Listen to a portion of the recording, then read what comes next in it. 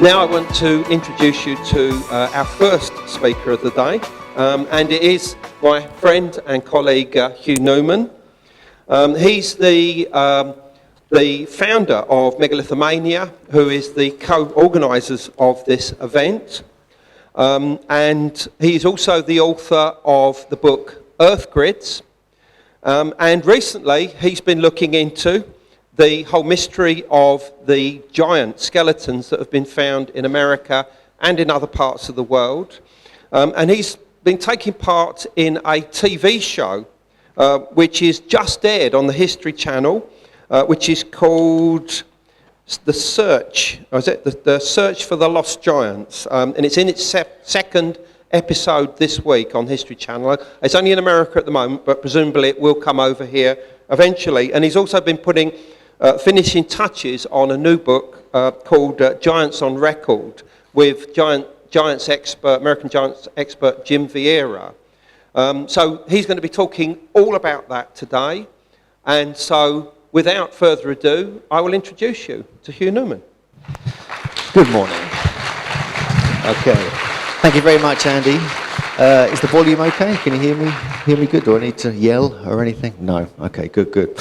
Okay, so as Andy pointed out, my lecture today is based upon some very, very tall people, often with double rows of teeth, strange anatomic anomalies, and extremely thick skulls, like me this morning, perhaps. So, as Andy said, I've been looking into these giants that have been found specifically mainly in North America. But to be honest with you, there's been evidence of giants all over the world. Now, let's just put this in context a little bit. In England, we have hundreds, if not thousands and thousands of legends of these giant beings who constructed the megalithic sites. And it was really this that drew me into the whole area of research. And it made me question about who built the sites in reality, how they were constructed, but also why they were constructed, and why are these so-called skeletons and these giants not known about? Why is it one of these subjects that people just haven't heard of, or they brush aside as myth or legend? Now, what's interesting was when I was 9 years old, I actually moved to a place called Cherry Hinton near Cambridge, and up on the hills there, the Gog Magog Hills, there was legends of these giants up there. And obviously Gog Magog is a reference to that as well from the biblical tradition. And there's a place there called Giant's Grave, which is this ancient spring.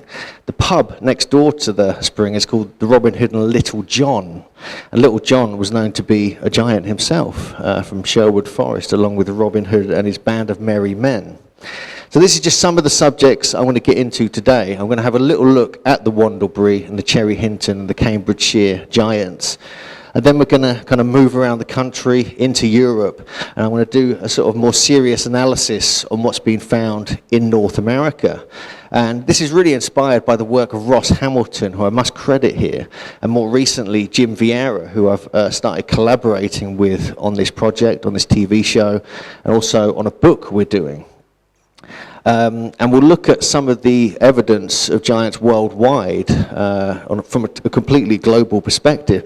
But what it fascinates me most is the fact that these are always mostly associated with ancient mound sites, megaliths, or other sacred sites, wherever you go in the world. So we have to sort of question, is there a connection? But firstly, you may have seen these images on the internet. Now these are from a competition, a Photoshop competition in fact, that was done in the 1990s. And unfortunately, all of them are hoaxes. So people who post these all over the internet, you know, and even in books now they're posting these. These are all fakes. There's a whole load of fake giant skeleton photos. And you can often tell they're fakes because they're extremely high quality. And you just don't find photos like this of giant skeletons easily. Trust me, we've been looking. And so this has become a problem. So this has actually become a bit of a laughing stock when anyone mentions that they're researching giants. And Jim Vieira, myself, Ross Hamilton, Greg Little, Andrew and others have to some extent been ridiculed and laughed about because we're looking into this. But partly it's because of this one competition that put out all these hoax photographs. So, without further ado, let's take a look at my local hometown village of Cherry Hinton. Now, it was back in the 1850s that some giant skeletons were actually discovered up on the hills above Cherry Hinton on Limekiln Hill, which is part of the Gog Magog Hills complex. It's more famous for Wandlebury, which is something I've just been chatting about with my friend Mano outside. And that's like an ancient earthwork site, a circular ring, but also has a line of megaliths and mounds that stretch for 21 miles south from there. It's a fascinating place, but up on another part of the hill, Limekiln Hill, is a place called the War Ditches. And you can see that marked on there. And here is another circular earthwork, which... okay, let me just try and work this out. I can't work out what the button is. No, I can't work out the pointer, never mind. But the War Ditches is like a circular earthwork. They found these linear graves going along one side of it, and unusually large skeletons were found there. Now, what freaked me out was the fact that on the other side of the road to the War Ditches was my school playing field.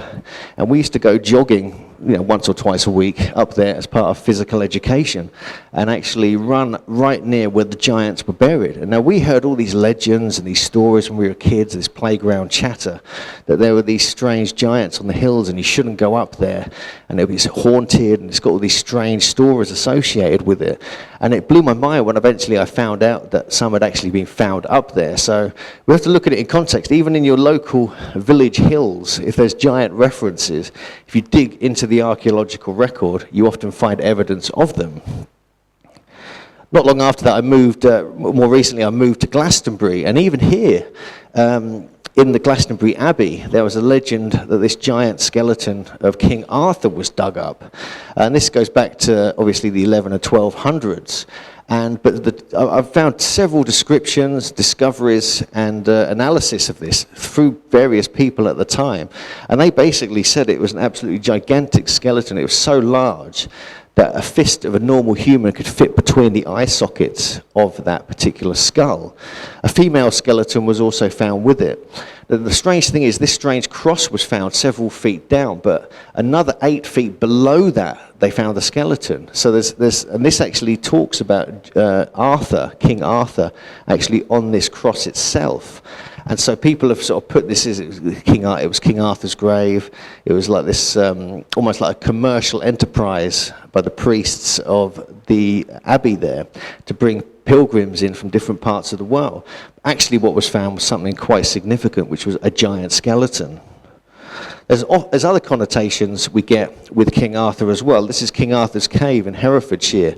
And here, around 1700, a giant skeleton was found here as well. So often, if you're looking at King Arthur sites, sometimes it's worth digging into the archaeological record and seeing what comes up. And this was a local surgeon that was involved in this discovery. Even in Newbury, there's 2 different reports of giant skeletons were found. A very large-sized man, and the teeth were perfect, was what one description from the local historical record. And 5 years previously, another giant was found, which was estimated between 7 and 8 feet tall. So is this just a coincidence? Is this just cases of acromegaly or giantism? Or is it something else? Is there a connection between ancient sites connected with this? Interestingly, the earliest depiction of Stonehenge shows Merlin on the bottom left there, encouraging these giants to help build Stonehenge. That would kind of explain how it may have been done. And the legend states, this is from the History of the Kings of Britain, back in the 1100s, that Merlin summoned these giants from Ireland to bring the stones over from Ireland, from Mount Killarus. But originally the stones were brought over from Africa to Ireland and then to Stonehenge. And I find it fascinating that the earliest representation of Stonehenge is this image here, and it shows giants building it under the guidance of Merlin. So this kind of puts it into context with the megalithic sites.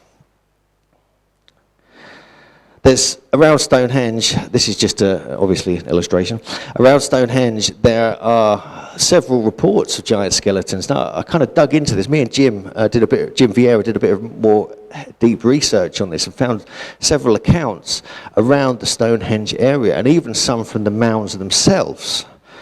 This is one from Salisbury. It actually came from a French newspaper.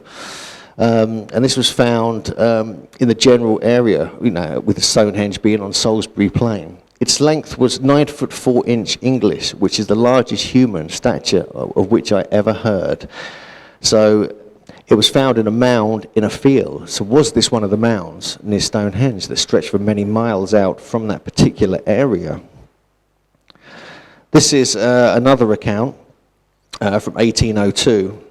From that general area near Salisbury. The stature of this great man is said to have been 9 feet 2 inches, and a skeleton, and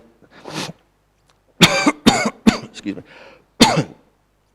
Sir Thomas Eliot, as recorded, that himself had seen at some place near Salisbury a skeleton which measured 14 feet 10 inches in length. This is 2 reports in one account here. So we have to kind of take note of these, because these just keep adding up. Here's another example here from 1813. On the verge of Wiltshire, on the road leading from Salisbury to Blandford, a skeleton of large dimensions was discovered in a remarkable barrow. Again, was this one of the satellite mounds around Stonehenge?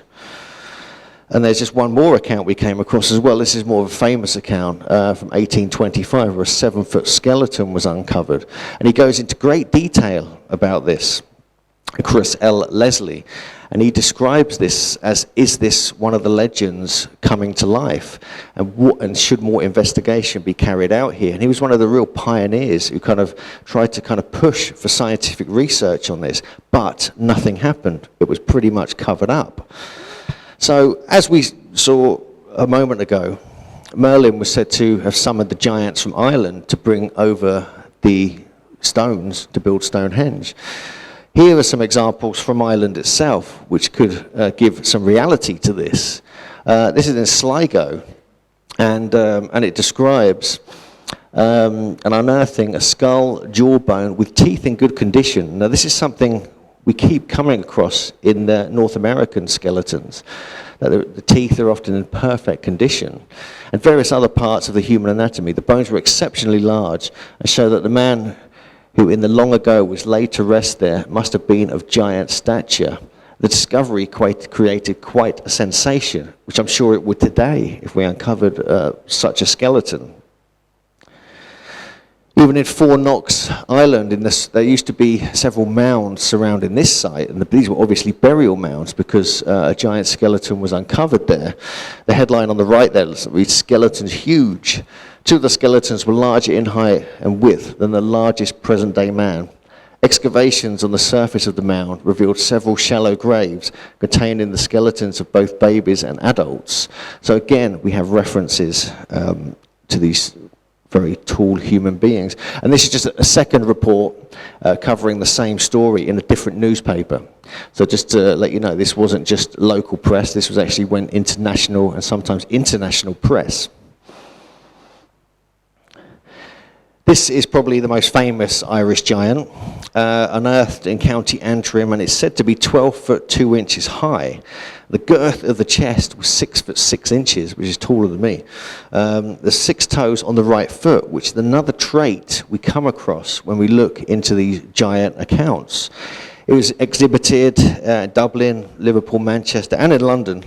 And on the way back from England to Ireland, it got lost because the owner couldn't afford the train fare or something. This is sort of various stories on this. And it disappeared. Now, this was like a fossilized giant that was found in Peat in County Antrim, Ireland. What happened to this, we don't know. But you'll notice that his private parts are covered up. And the reason they did that is because the Victorian ladies were fainting regularly until it was done so. And that's true, apparently. And this is in County Louth in Ireland, another discovery here. One skull is entire and measures 18 inches from the crown to the chine or chin. The leg bones are abnormally large. The remains are those of a person 10 feet high. So we're looking at pretty tall people. Now, this wasn't really part of the research, but I went over to Lundy Island. Now, this has got direct connections with Stonehenge if you follow the work of Robin Heath with the Lunation Triangle. And we went over there to see if there were any megaliths over there as part of a lay hunters expedition, also with my colleague, archaeoastronomer friend Stuart Mason. This is us surveying the area because we found what we thought was a stone circle. And this is what eventually Robin surveyed, and we found this particular spot on the island, and this lost stone circle was discovered, called the Lundy Egg, which is based upon the geometries, obviously, of Alexander Thom. And this is very close to the point on the bottom left there on Lundy Island, which is part of the Great Lunation Triangle, which links the Bluestone site in Preseli in Wales to Stonehenge, but also to Lundy Island. And where the stone circle was found was very, very close to this particular spot. So what's this got to do with giants? Well, there are apparently 5th century AD burials on the island, and there are these carved stones which mark the spots of where they were supposed to be buried. And Jim and I uncovered a couple of strange accounts of giants measuring 8 foot 5 inches tall on the island, very close to where the stone circle was, and possibly linked with the carved burial stones we just looked at. And this just gives you a more detailed description of that. And interestingly, it was from the son of Mr. Heaven, which is quite a cool name. But they actually put the bones back and the skeleton back after slightly damaging them. But then, this was obviously in 1876, then 19 years later, more excavations were done, but we think this is probably the same skeleton dug up again, or part of the same discovery. But this time it's 8 foot 2 inches, so only 3 inches off, which, you know, you get two different people measuring them 20 years apart. You're going to get slight variations. But interestingly, the shin bone of the skeleton against his hone, when it reached from his foot halfway up his thigh, well, the giant's jawbone covered not only his chin, but his beard as well. Now, this is something we see constantly in North America. We've got a whole segment on reports and accounts from North America where they place the jawbone over the face of the largest man in the village, covering his beard. And sometimes the skull is so large, they can actually wear it like a skull helmet on their heads. We'll look at some of those accounts when we get to North America.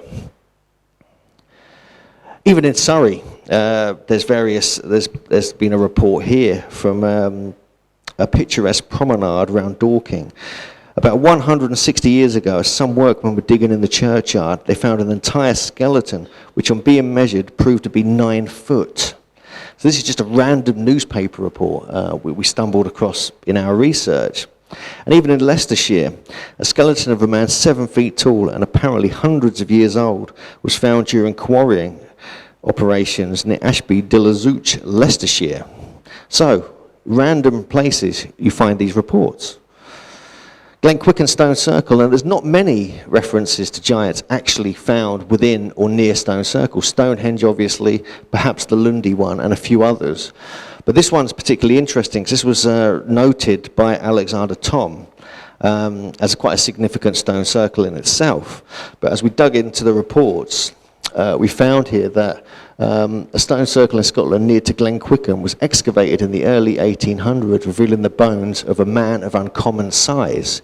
So this is right in the stone circle territory. And even whilst in Scotland, these brocks do have references. This is from 1893. And they found these in these sort of strange towers, sort of vitrified towers you find over Scotland. And the bones were found to be quite fresh and of an extraordinary size. No person ever saw anything to compare with them before, and it is said no person could at all credit or even imagine the size of them but those who saw them. So it's quite an interesting explanation. And then everyone was wonderstruck at the immensity of the bones. He took the lower jawbone and easily put his head through it, which is what we find in the North American giants, very powerful jawbones. It is added that it was a beautiful day, but all of a sudden there came on thunder and lightning, wind and deluging rain, the like of which no man had ever heard or saw.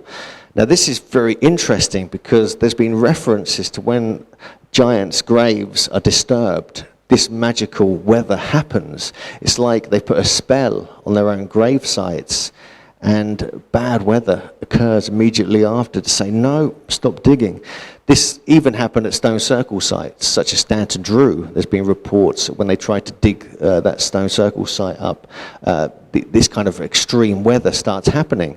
And this even inspired Anthony Roberts to write the book Sowers of Thunder, which is about giant traditions around the world, but mainly in Britain. And it was based upon the idea that this is what happened, that they had this magical spell placed over these sites so they would never be disturbed. And even in Dorset, we find evidence of giant skeletons as well. And this is West Woodyates. We discovered a skeleton of large proportions lying northeast but southwest on his left side with both legs gathered up. Again, this is a position we find in the mounds in North America. And this is even in Wakefield when they were building the train station. A skeleton of a man 7 feet 6 inches tall has been found at Snaith near the church in excavating the local railway. Westmorland as well, the skeleton of a 7-foot male was recovered. And he goes into this in detail and kind of emphasizes the importance of this again, like our previous author did. All of this testifies that the large megalithic stones scattered across England are grave markers for giants. Is this really the case? Should we be digging up under megaliths? I'm not so sure. 7-foot skeletons, this is what he wrote later, 7-foot skeletons are a global phenomenon. People were larger in the past as the animals were larger in the past. It was also said that the funerary urns that were found were well fired, meaning that were examples of technology, ingenuity and knowledge. This covers all of greater ancestry and paints a different historical picture than what is currently politicized. Now, this is a very, very kind of forethinking dude from 1885, because when this was happening, there was a huge problem in America where the government kept finding hundreds, if not thousands, of giant skeletons, but it didn't fit in with the manifest destiny, and it didn't fit in with the theory of evolution. Hence, it was heavily covered up, especially in North America. Even in Portsmouth, this is a report from 1930, actually on my birthday.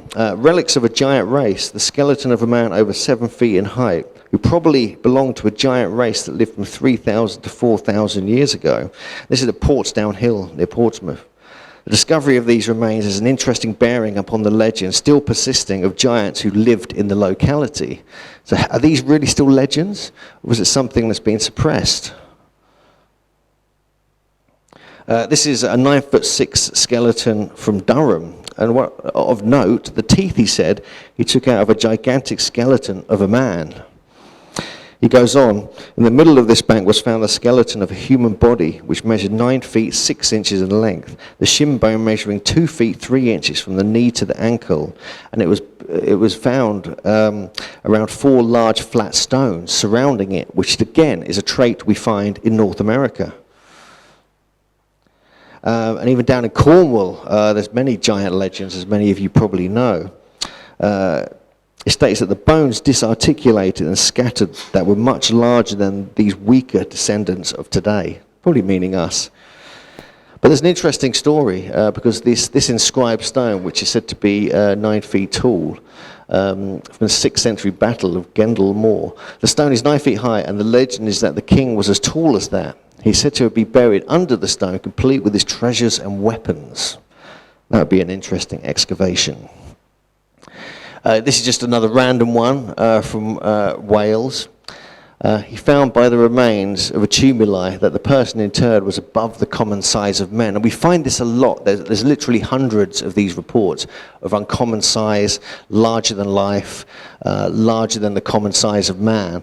There's no actual measurements, unfortunately, on many of them. So it's really hard to gauge whether the guy who found them was extremely short and he looked big, the bones, or they were mismeasured, which is one of the claims the skeptics make, or it's just a misinterpretation, an exaggeration to get in the news. However, many of these are found in random local history books, journals, and at the back end of newspapers when no one's even going to think of looking. How is that sensational? How is that they're going to try and make money out of something so obscure as we can see here? And then we have artifacts which suggest giant people existed around Britain. This is a 64-pound hammer found in the Great Orme copper mines of North Wales. It reads, more than 2,500 hammers at the mine have been recovered, many of them much bigger than any human could yield. If we scale up the size of the ancient people so they could use this tool, the giants at the copper mine may have been perhaps 12 to 18 feet tall, or about 3 times taller than an average human being of today. Really? Other giant artifacts have been discovered here. These are hand axes, including 2 of exceptional size and quality. And it goes on to say another giant hand axe was also uncovered beside it, this time a cleaver, 179 millimeters by 130 millimeters wide, which is pretty big and pretty heavy. Again, we have Sheringham, Norfolk. We find very large hand axes, which are beyond the size of what can be handled by a normal human being. No adequate explanation of the purpose which the gigantic size of the Sheringham axe could serve has been offered. There you go. And there's a few more. I've only got another 400 of these accounts to get through, so bear with me. Only joking. This is, again, from Bedfordshire. Again, I'm just throwing these in here because not many people realise that if you dig into the old newspapers and the old accounts, my God, you come up with some strange, strange discoveries. So again, this is from Bedfordshire. The male is believed to have been a chieftain, and he must have been a man of magnificent physique, as the skeleton measures 6 feet 6 inches, while the head is massive. The woman was laid at right angles to the man, with her feet resting against the side of the body. So again, 6 foot 6, still pretty big. And it seems like it was some kind of royal or tribal chieftain burial. This is an interesting one because of the sheer size they're describing here. It's pretty outrageous. This is from Keswick. The giant skull, from the measurements of the giant skull at the Museum of Keswick, Cumberland County, England, the stature of the giant must have been in excess of 10 feet, or about the height of the Philistine Goliath. So again, that's pretty big. I can't really read that. Very extraordinary, of a man of very extraordinary and prodigious size. The length of the thigh bone was nearly 6 feet, and the skull, teeth, and other parts proportionately monstrous. The length of the whole body was computed at 21 feet. That's probably as tall as this hall here, at least. So we can see that in Keswick, there's 2 different reports of a 10-footer and a 21-footer, by far the largest I found in England. However, it'd be good to see the bones to prove that. And at Thirsk, in a Saxon burial mound, and the Saxons were known to be fairly tall, but this 7-footer was discovered, again, that had a very, very powerful jaw. There are suggestions that this could have been a pre-Saxon and reinterred burial that was used over and over again, suggesting this could be a much more ancient giant than a Saxon. Then we spread out into Europe. This is an interesting one from 1890. Human bones of enormous size, double the ordinary in fact, were found in the tumulus in Castleknoe. Now this is being researched currently by a guy called Micah Ewers. He's a researcher Jim and I work with, and he's a brilliant researcher. He's based in Oregon, and he's been looking into this for several years alongside me and Jim. And he's got some more information and even some potential photos of the bones of this particular report, which is going to be revealed fairly soon. In Italy, there's various reports. This is just a couple we came across. Archaeologists found the skeleton of a woman 7 feet tall and an 11th century grave in this part of Italy. And even in Turin, 7 of the skeletons indicated that the men were 7 feet tall, of an African race. So this is interesting. And there is stories that when the Roman Empire spread throughout Europe and the world, it collected the tallest warriors it could to be on the front line of their battles.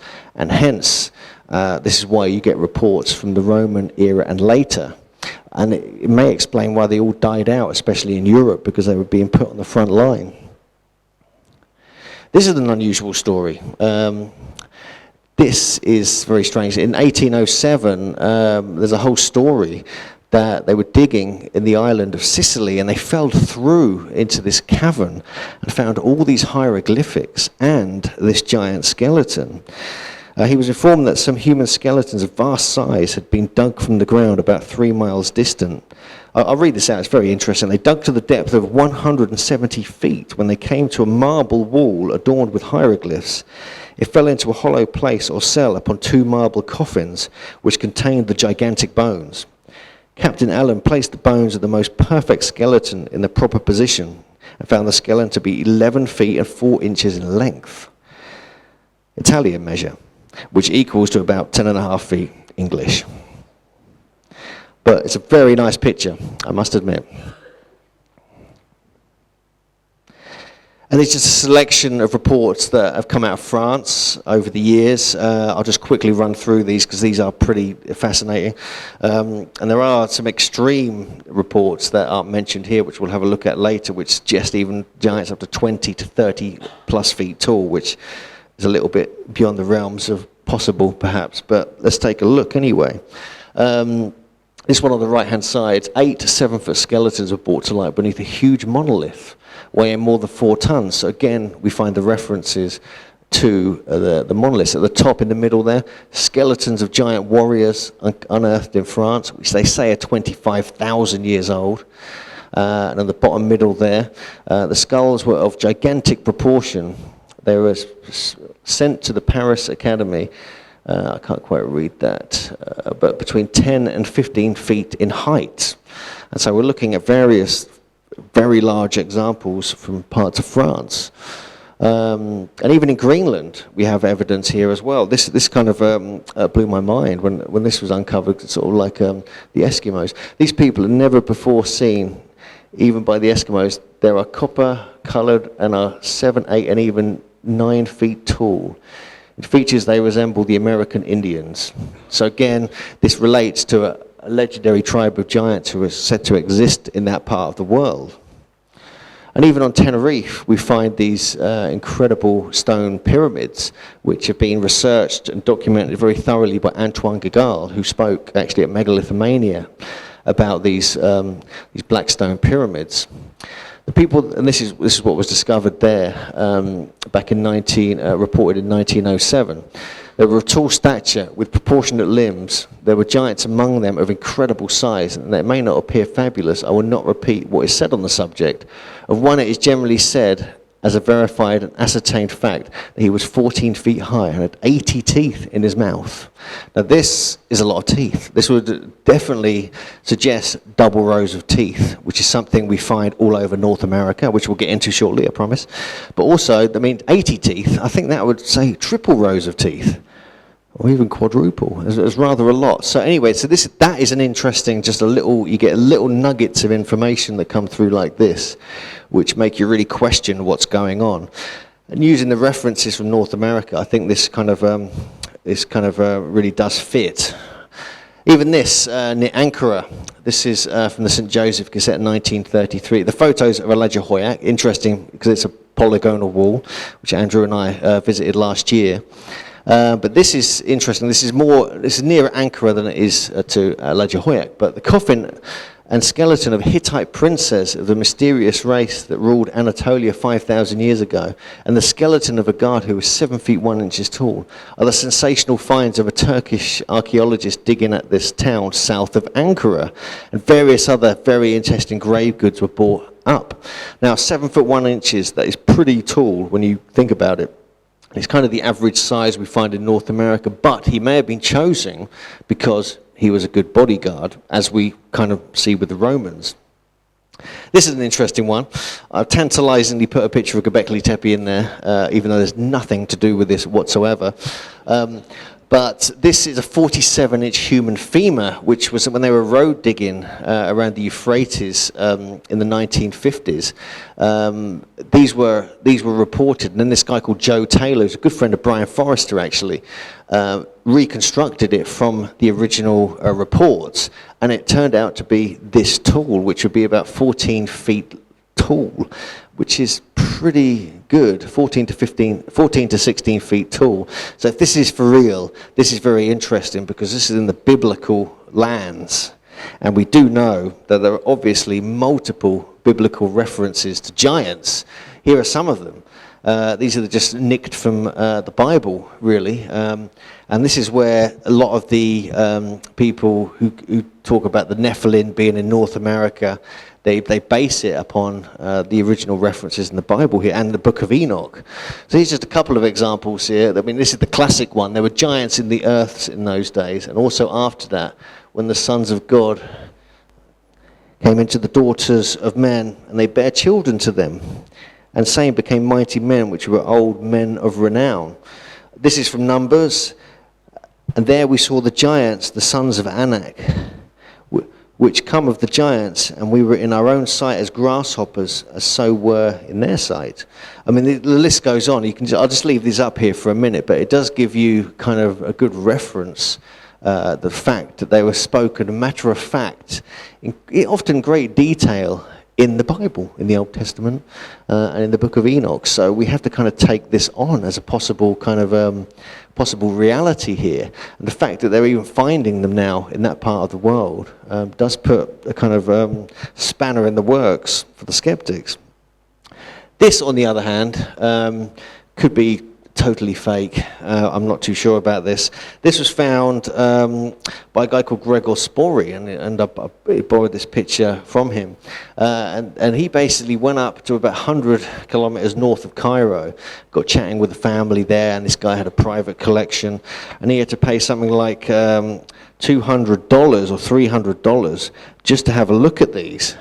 And basically, they're the mummified fingers of an ancient giant who, if measured, and these were x-rayed and everything, so they're verified, technically, although I'd like to see this myself.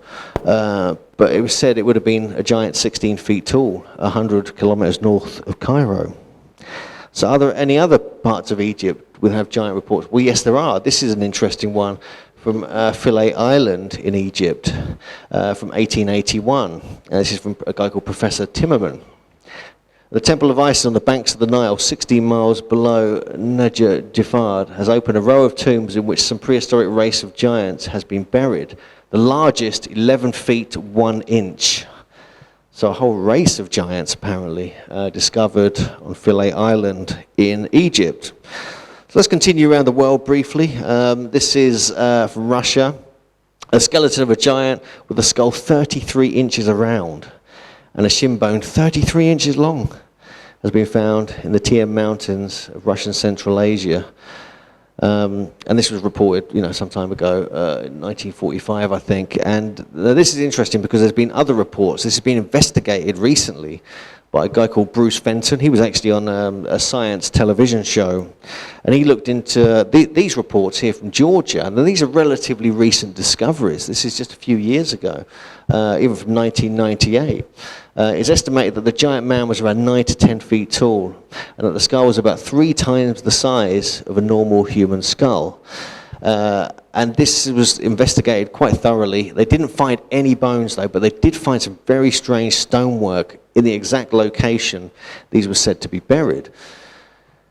The findings of giants in the Caucasian Mountains is nothing new. A 4-meter human skeleton was found by 2 amateur archaeologists in Georgia near the village of Udabno in the summer of the year 2000, and skeletons of giants were also found at a cave near Gora Kazbek in the 1920s.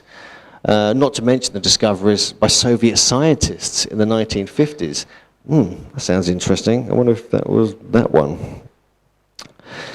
We mentioned Sardinia already. This is being investigated recently by Jamie Theakston of BBC fame for his show, I think called Forbidden History on Yesterday channel. This is the first season they put out on that channel. But there's legends, obviously. I mean, it's something that Andy's visited, a place Andy's visited as well, is Sardinia. And now there's many of these strange towers again, similar to what we saw up in Scotland, but we find it obviously in different parts of the world. The legends of giants abound here. And this is just one newspaper report here of supposedly from giants who are 4,000 years old. The 2 skeletons, both intact, surrounded by weapons and vases, were more than 8 feet tall. So if we're getting this in just standard back end of newspaper reports, that is rather interesting. And this is another recent, relatively recent report from the Middle East, where supposedly more giant skeletons are being uncovered. There's not much detail, there's no follow-ups to this, so this needs a bit more research. This is a map put together by Cecilia Hall, a friend of ours, a researcher. And she's been plotting all the giant reports on Google Earth. So we're going to have a very detailed version of this ready for the book when this comes out.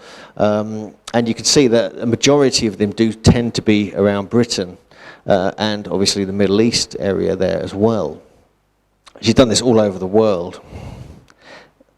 This is a very extreme map. On the bottom left there is obviously me, the little one.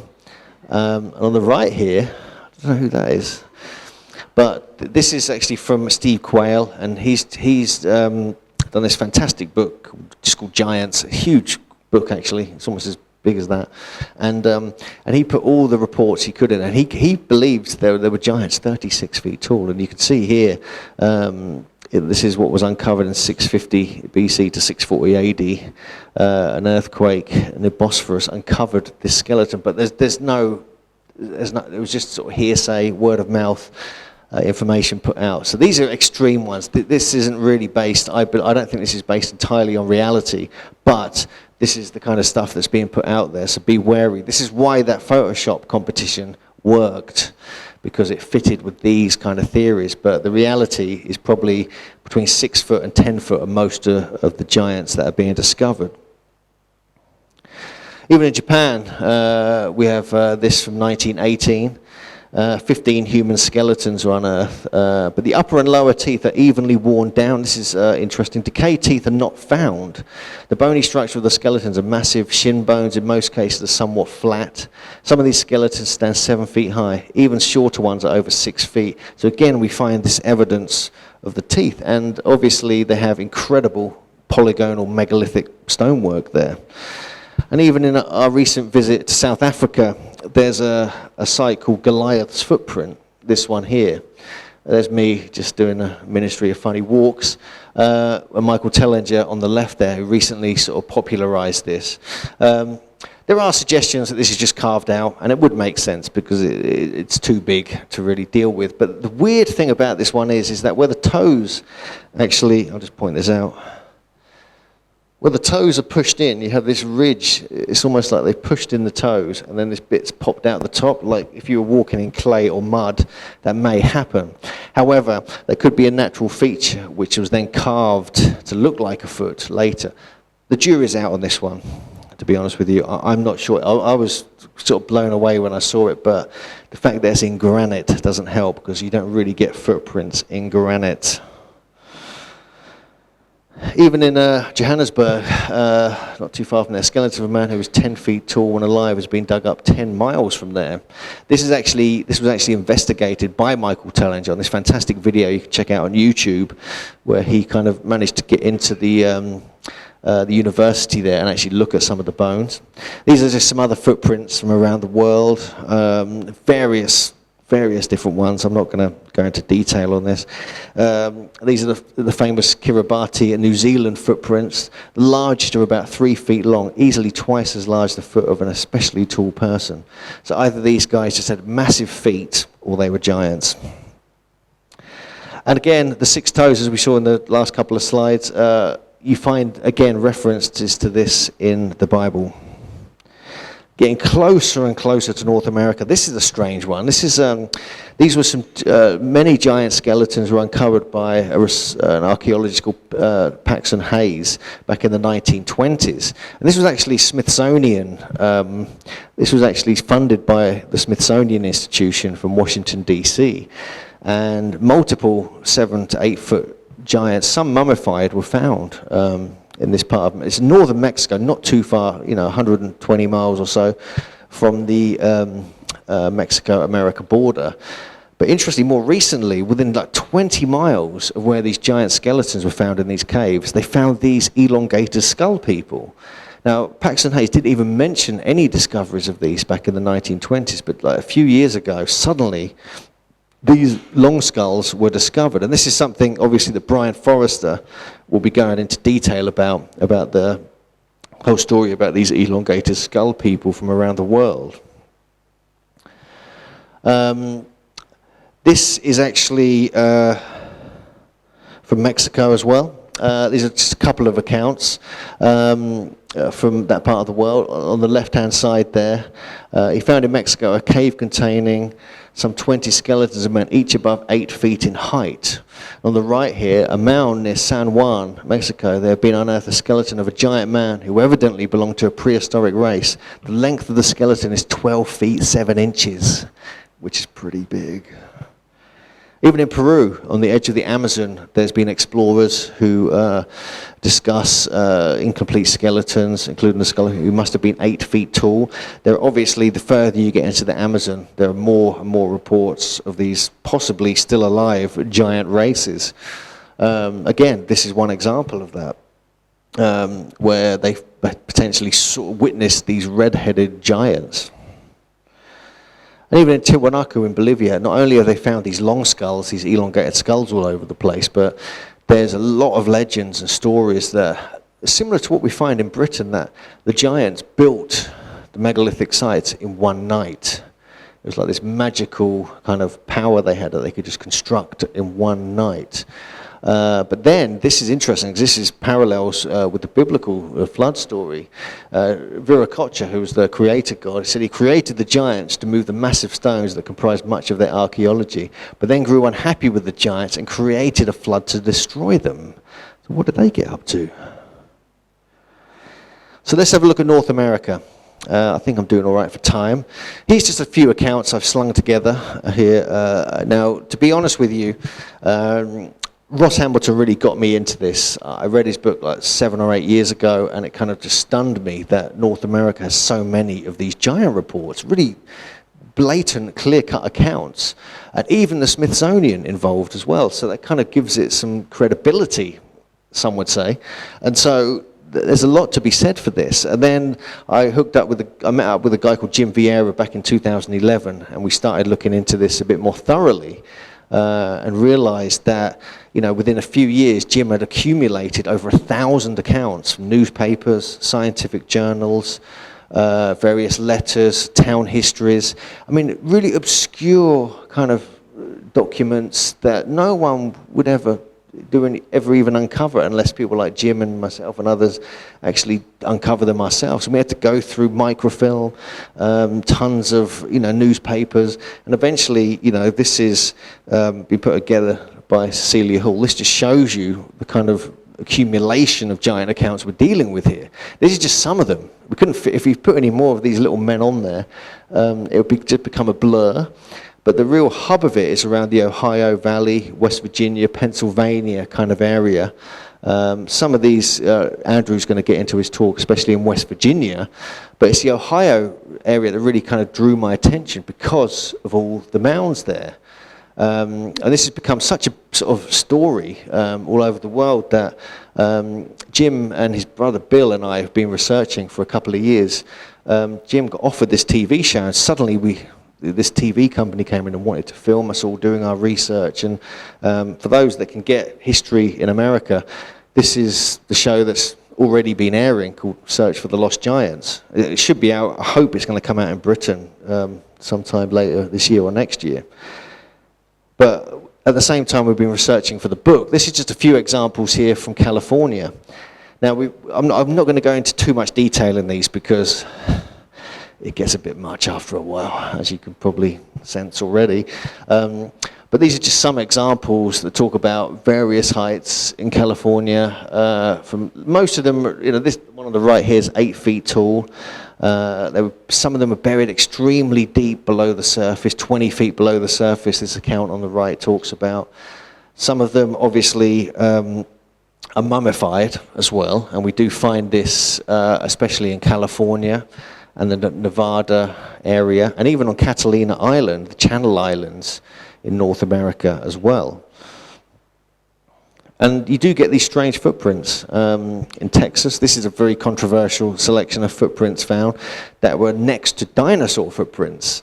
So either the dinosaurs were around relatively recently, which is unlikely, all these very ancient giants walking about, or the dinosaurs had human-type feet. You know, who knows?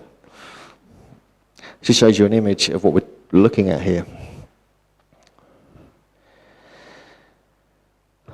But in Nevada, this is just one example here of on the more western side of North America. These are from Lovelock Cave, which they talk about this. There's legends of this ancient tribe of cannibalistic, red-haired, blonde-haired giants used to terrorize the local Native Americans. And eventually, they got so annoyed with these giants. I mean, you would, wouldn't you? And they would actually, the giants, when they got hungry, they would raid the Native Americans, food supplies and take them. And so the Native Americans would starve for the winter. Then if the food supplies run out and the giants were hungry, they would take the people and eat them. And so you can imagine these sort of 8 or 9 foot red-haired giants rampaging towards you. You'd be a bit scared. So they all got together and they decided to try and destroy them. And what they did, they cornered them into what's called Lovelock Cave, and actually they set a fire up in the entrance to smoke them all out. And as they came running out, they would shoot them with bows and arrows and take them all out. And eventually they killed them all.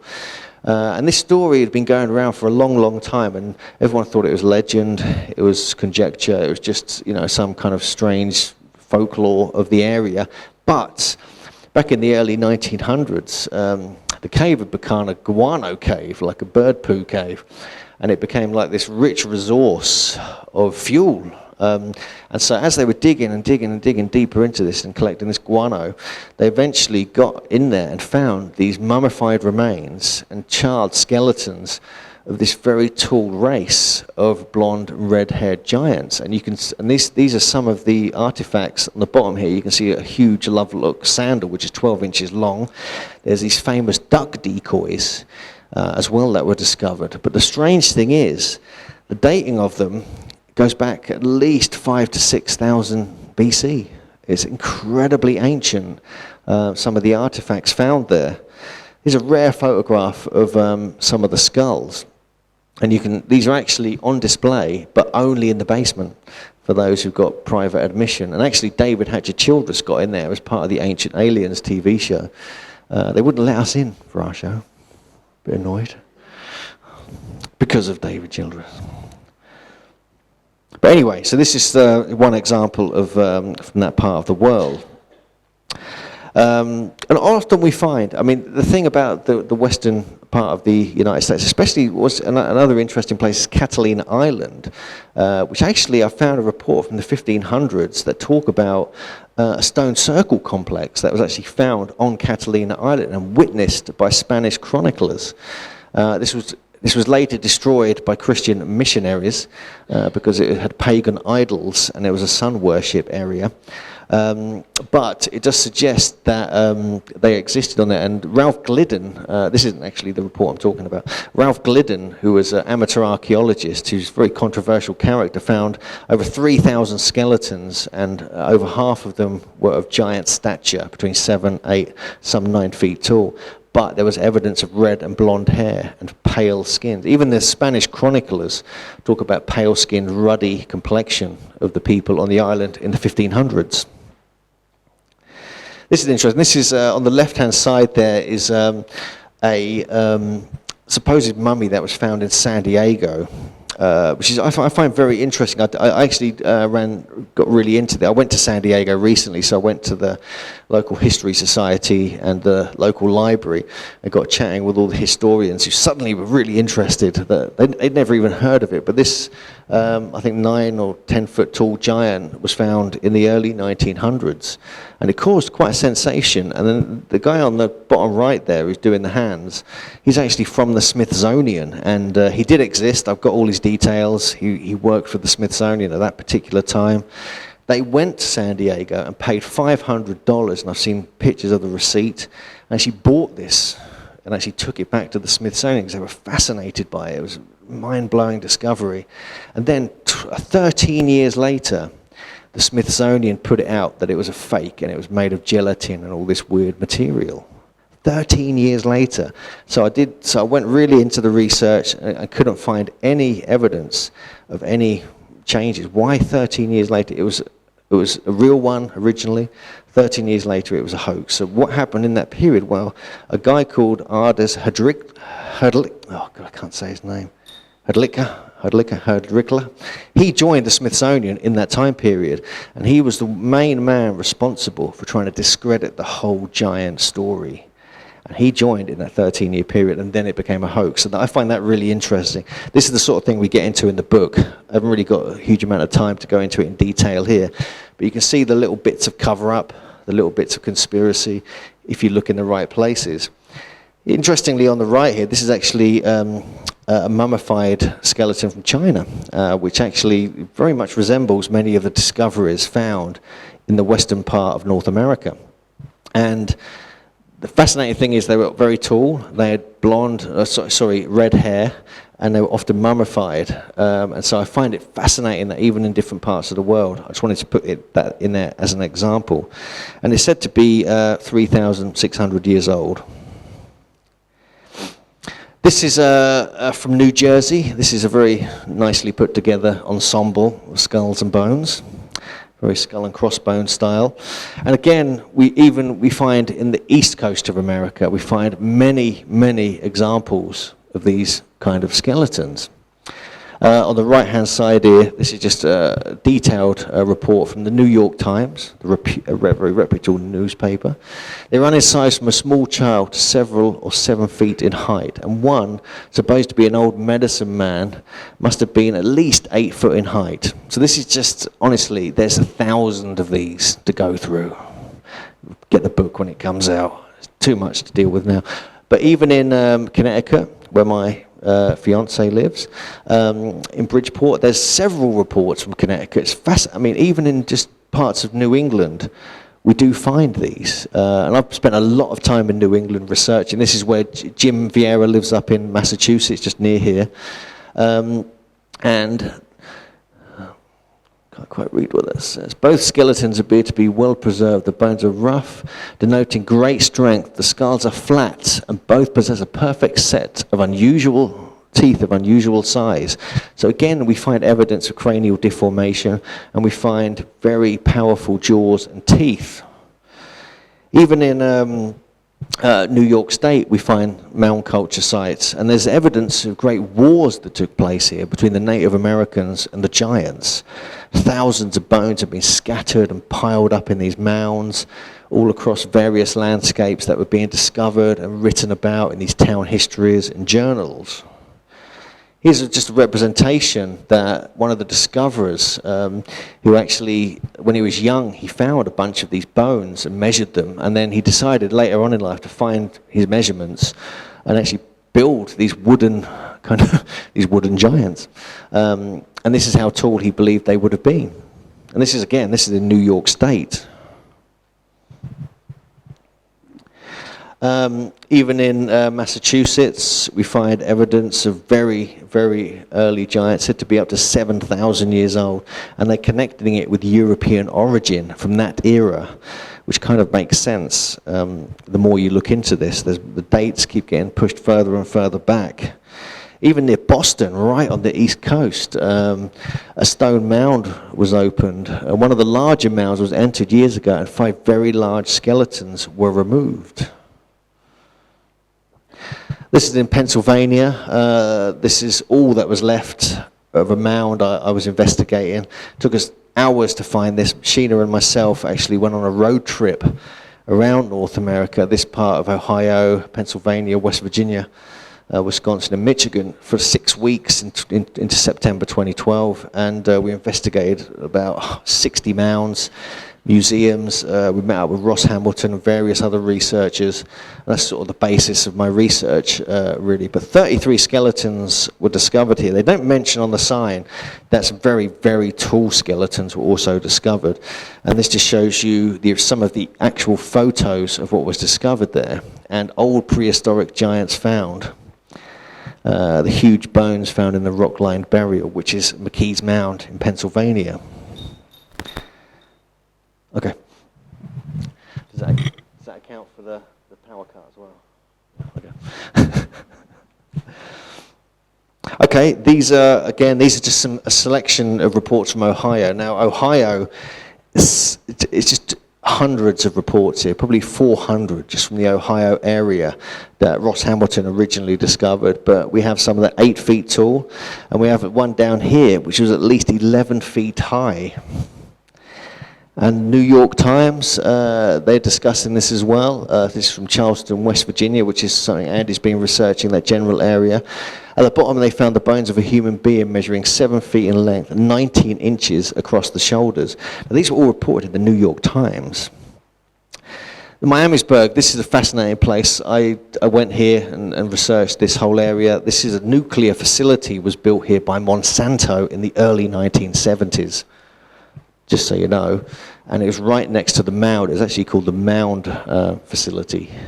And what they found here, when they dug in, there's various excavations dug into the mound. They found one giant skeleton within the mound, it's about 8 feet tall. But nearby, later, they found this stone-lined coffin when a tree was uprooted in a storm. Found this 9.5 foot tall coffin, this coffer, with another giant skeleton in it. And there's quite a lot more research we've done on these particular accounts in Miamisburg that will be in the book. But this is a Smithsonian institution. I visited there literally about a month ago before we did a Peru trip. And they don't have any giants on display there, even though we've got probably 150 accounts of giant reports that end with the Smithsonian collecting the bones, the skulls, the skeletons, and taking them to the Smithsonian. Many get sent to the Smithsonian, never to be seen again. So there's a big hint of conspiracy here, which a lot of people are debating as we speak, whether it's a conspiracy, whether it's ignorance, or whether it's something else. But there are literally, like I said, hundreds of accounts of skulls, bones, jaws, skeletons being sent to the Smithsonian. Here's just a few examples here. Even giant axes. This is actually a private letter from West Virginia. More examples here being sent to the Smithsonian. Nashville, Georgia, Missouri, Idaho, California. The list goes on. And interestingly, something that Andy and Greg Little have put in their new book, Path of Souls, which is an excellent read, by the way. They've really analysed what the Smithsonian were doing, and the fact that they uncovered themselves in their own excavations 17 accounts of unusually tall skeletons. So even the Smithsonian, although some people say it's a conspiracy and they're covering it up, actually unearthed the whole bunch of these skeletons and skulls and documented it, but then they stopped talking about it pretty much soon after. And even some Smithsonian reports have this. They actually talk about double rows of teeth. There's actually an account from Florida from a Smithsonian researcher who found not only double rows of teeth, he found one example of a third row of teeth coming through, supernumerary teeth. Now, here are some examples of here. I've not got time to go into detail, but these are all examples of double rows of teeth. Full sets of double rows of teeth being found in the mouths of the skulls they are discovering. I spoke to a dental anthropologist from New York University a few weeks ago, and she was utterly bemused by this. She's in her 20 years of research all around the world. She studies the teeth. She'd only found a few examples of supernumerary teeth, which is extra teeth, like two or four teeth in the mouth. So when she came across these reports, she realized when you get to a certain size, you actually allow the mouth size to grow an extra set of teeth. So this is why this would only really appear in these giant skeletons. It's almost like to do with the size. It's just to do with nature. The larger you get, the more space you have in your mouth. And we interviewed her very thoroughly, and this will all be, again, documented in the book and on the TV show as well, because we interviewed her for the TV show. One skull had 2 rows of teeth. More examples here. And so, we're pretty much coming to the end of the talk, but one of the interesting things as well that's been found throughout these discoveries, these mound sites, these skeletons being discovered. There are many reports of these strange pipes being found actually lodged in the mouth of the giants, suggesting they were smoking something. This is actually one of the pipes. Oh, it's a bit the wrong way around. This is actually from Wayne May's collection. Now, Wayne May is the editor-in-chief of Ancient American magazine, and he has all these artifacts. He's brilliant. He recently got all these stolen from him by someone. It's really just a few weeks ago. It wasn't me. This is a photo when I met him a couple of years ago. But it makes you wonder, what was going on? What was the culture of these giants? And one of the main problems here is the fact there were no bones. There are two problems here, two major problems. Firstly, the Smithsonian don't have any records of any of the giant skeletons, probably 10,000 or skeletons, skulls and other things that they received. Although mainly they were receiving skulls and jaws, they weren't really collecting full skeletons. But even some of the skulls were 36-inch circumference, which is big. I think, it's like the size of my belt probably. And so, these were huge skulls, and they were so big you could place them over your head. Where are they all? The only report you can find in the Smithsonian, the only actual skeleton, is one skeleton of a 6'3" Native American chief. That's it. Where are the others? So I believe there's something going on here, whether it's to do with the Manifest Destiny agenda, whether it was not dealing with evolution. They didn't want anything that challenged evolution. That was the new kind of paradigm that was coming in. We don't know, but it's something we're researching. We challenge this in the TV series, and we go into more detail in the book. The second problem is NAGPRA, the Native American Graves Protection and Repatriation Act, which was put into force in 1990, where all the Native Americans wanted all the bones taken out of museums, displays, private collections, everything, and then reinterred, reburied in private locations. And so anything that was on display, and we have 30 different accounts of them being on display in museums, shop windows, things like this. Even those you can't see now. So the big question is, where are the bones? And unfortunately, most of them have been disappeared by the Smithsonian, or they've been taken away by NAGPRA. So we're going on very thin amounts of evidence here. So please bear with us as we continue this research.